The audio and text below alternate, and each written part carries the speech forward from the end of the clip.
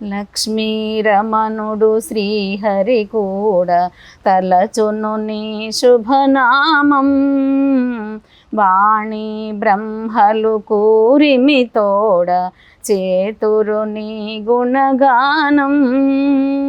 లక్ష్మీరమణుడు శ్రీహరి కూడా తలచును నీ శుభనామం.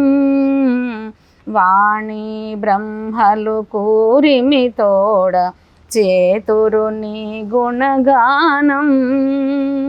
పార్వతీదేవి హృదయ విహారీ